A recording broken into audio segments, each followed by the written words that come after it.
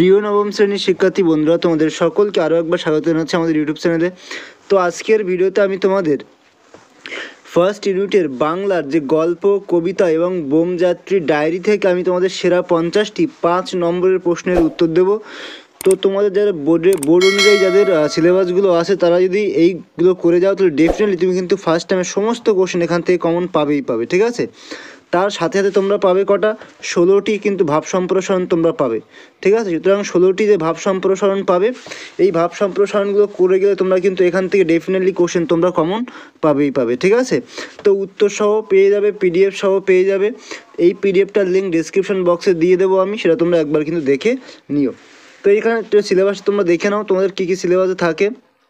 প্রথম পর্যায়ে তোমাদের কলিঙ্গ দেশের ঝড় বৃষ্টি থাকবে, তারপর হচ্ছে ধীবর বৃত্তান্ত, ইলিয়াস থাকবে, দাম থাকবে, নোঙর থাকবে। ব্যাকরণ থেকে থাকবে তোমাদের ধ্বনি ও ধ্বনি পরিবর্তন, শব্দ গঠন, উপসর্গ অনুসর্গ, ধাতু ও প্রত্যয় আর ভাব সম্প্রসারণ। আর সহায়ক পাঠ বইয়ের বোমযাত্রীর ডায়েরি, এটা কিন্তু তোমাদের থাকবে, ঠিক আছে। তো এই যে গল্পগুলো তোমাকে বললাম, কবিতাগুলো, সেখান থেকে সর্বমোট আমরা কী করলাম, 50 কেন তোমাদেরকে 5 নম্বরের উত্তর এবং 16টি ভাব সম্প্রসারণ এই পরীক্ষার জন্য রেখেছি।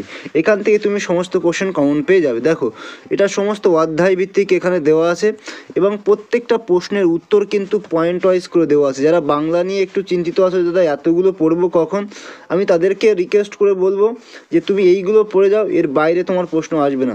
এখানে প্রত্যেকটা প্রশ্নের উত্তর আমি কিন্তু পয়েন্ট ওয়াইজ লিখে রেখেছি। দেখো, সবটাই পয়েন্ট ওয়াইজ, একদম পরিষ্কার পরিচ্ছন্ন পিডিএফ।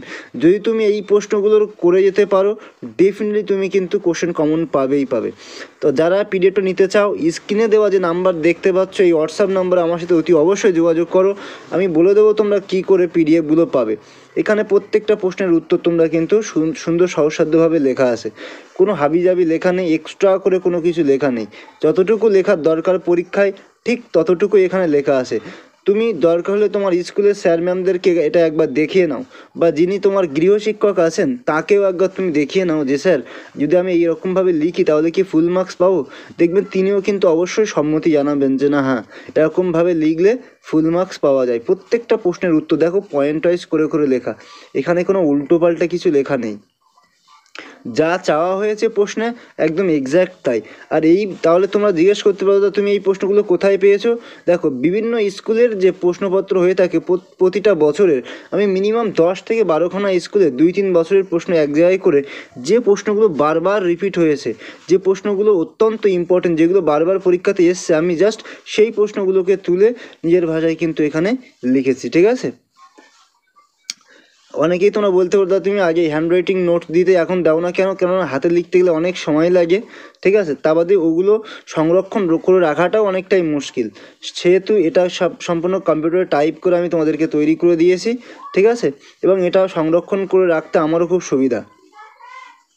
তো বন্ধুরা, এরকমভাবে আমি দিয়ে দিয়েছি তোমাদের ইতিহাসের MCQ SAQ 2 marks, 4 marks, 8 marks এবং ভূগোলেরও MCQ SAQ 2 marks, 3 marks, 5 marks সমস্ত প্রকারের কিন্তু আমি পিডিএফ তোমাদেরকে দিয়ে দিয়েছি ফার্স্ট ইউনিটের জন্য, ঠিক আছে। যারা প্রত্যেকটা পরীক্ষাতে ভালো রেজাল্ট করতে চাও, যারা প্রত্যেকটা পরীক্ষাতে ডিরেক্ট কোশ্চেন কমন পেতে চাও, তারা এই পিডিএফগুলো সংগ্রহ করতে পারো। আমি সেই সমস্ত সিরিয়াস স্টুডেন্ট এবং টিচারদেরকে বলতে চাই, যারা সময়ের অভাবে নোটস বানাতে পারছেন না, যারা টিউশন টিচার আছেন বা যারা বাড়িতেও পড়ান টুকটাক, বা যদি আপনার সন্তান থাকে বা কোনো অভিভাবক যদি দেখে থাকছেন আপনি সময়ের অভাবে নোটস বানাতে পারছেন না, আপনি একবার পড়ে দেখুন। আমার উপরে অন্ধবিশ্বাস করার কোনো দরকার নেই, বা আমি বলছি বলে আমার পিডিএফটাকে আপনাকে নিতে হবে এমন কোনো কথা নেই। আপনি পড়ে দেখুন, যদি ভালো না লাগে তো আপনার নিতে হবে না, আর যদি ভালো লাগে অতি অবশ্যই আপনি নিতে পারেন। আমি আশা করি যদি আপনি পড়েন এগুলো, তাহলে অবশ্যই আপনি এটা বুঝতে পারবেন যে এই প্রশ্নের উত্তরগুলো কতটুকু গুরুত্ব আছে। আর যদি কোথাও কোনো ভুল ত্রুটি থাকে আপনি নির্দ্বিধায় আমাকে বলতে পারেন, আমি চেষ্টা করবো সেখানে শুধরে দেওয়ার। এরপর দেখো, দাম গল্প থেকে নারায়ণ গঙ্গোপাধ্যায়ের যে প্রশ্নগুলো আছে, এখানে একদম ইম্পর্টেন্ট কোশ্চেনগুলো এখানে রাখা হয়েছে, এখানে কোনো এক্সট্রা কোশ্চেন রাখা নেই। যেগুলো বিভিন্ন স্কুলে বারবার এসছে, জাস্ট সেই প্রশ্নগুলো এখানে কিন্তু সুন্দর এবং সহজসাধ্য ভাষায় লেখা আছে। ভাষার সাবলীলতা প্রত্যেকটা স্টুডেন্ট কিন্তু এটা বুঝতে পারবে। এখানে কোনো জটিল ভাষায় কিছুই লেখা নেই, কিচ্ছু লেখা নেই জটিল ভাষায় এখানে।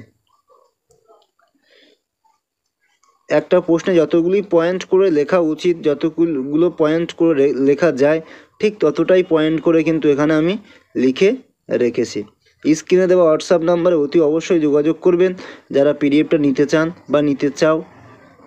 আমি পরপর সমস্ত সাবজেক্টেরই এরকমভাবে দিয়ে দেবো। মাধ্যমিকটা হয়ে যাক, মাধ্যমিকটা হয়ে যাওয়ার পরপরেই ক্লাস 9-এর আরও অন্যান্য সাবজেক্টের আমি সমস্ত কিছুর পিডিএফ নিয়ে তোমাদের সামনে হাজির হব, ঠিক আছে? সুতরাং চিন্তার কোনো কারণ নেই, একটু সময় দিলে হয়তো আমি সবগুলোই তোমাদের সামনে আনতে পারবো। এরপরে দেখো ভাব সম্প্রসারণ।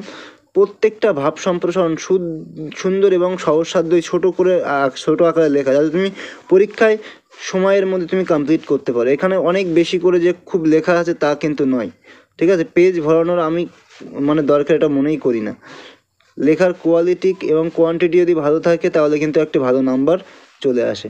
যেমনটা আমি লিখে রেখেছি ঠিক তেমনটাই তুমি লিখে যদি আসতে পারো তাহলে এটা কোনো দিন কোনো টিচার বলতে পারবে না যে কোনো সহায়িকার থেকে লেখা, ঠিক আছে? তোমার কাছে যত সহায়িকা আছে পশ্চিমবাংলায় সব সহায়িকা মিলিয়ে দেখাও, এখান থেকে কিন্তু তুমি কোনো লেখা পাবে না, ঠিক আছে? সবটাই নিজেদের টিচারদের থেকে কিন্তু লেখা এগুলো।